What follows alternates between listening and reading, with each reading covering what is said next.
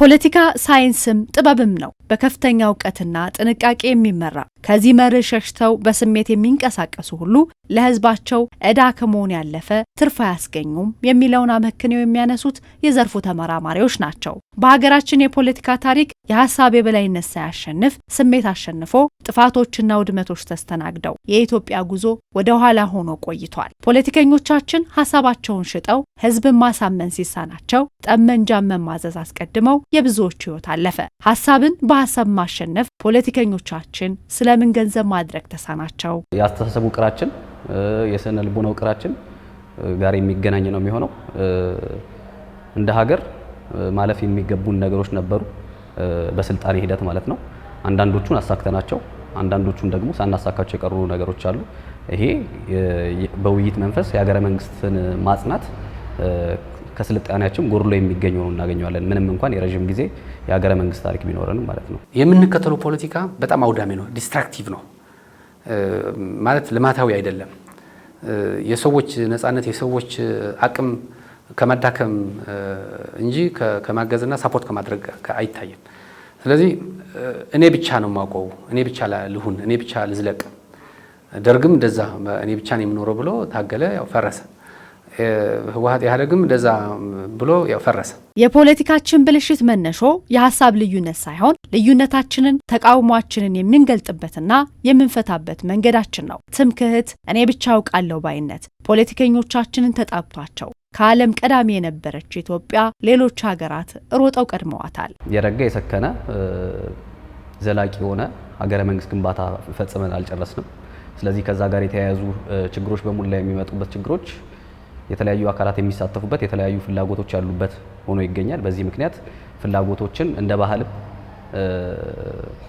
ተነጋግሮ የመፍታት ባህል አለመኖር እና የመሳሰሉት ተዳምረውበት ይሄ ነው የሚባል የውይይት መድረክ አለመኖሩ ነው።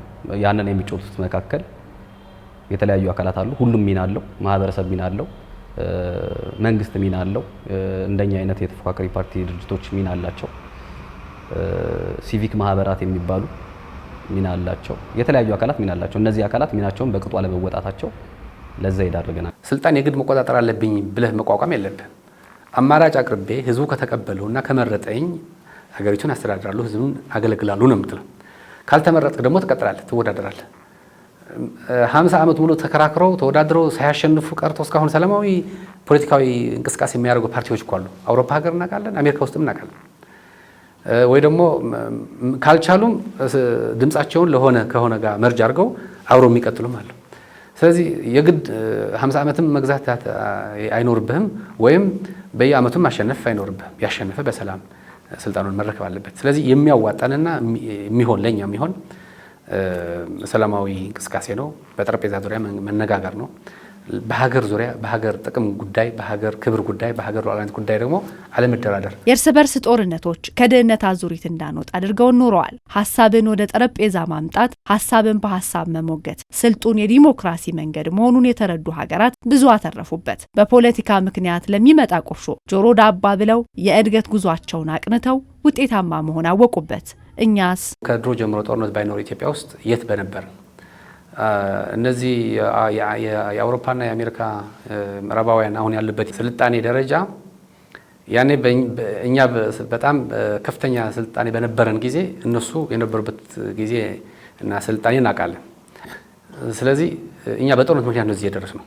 የእርስ በርስ ጦርነት ትልቁ ነው። ስለዚህ የትኛውም ልዩነት ቢኖር በጠረጴዛ ዙሪያ፣ የትኛውም ችግር ቢኖር በጠረጴዛ ዙሪያ ብናደርገው፣ በውይይት ብናደርገው ይበጀን ይሆናል ብቻ ሳይሆን የሚሻለው ያኛው ነው የሚሆነው። ስክነትን የፖለቲካ መርህ ማድረግ፣ ለሀገር አንድ መሆን፣ ሀገርን ማስቀደም የነገዋን ኢትዮጵያ ለመገንባት በእጅጉ የሚያግዝ ነው።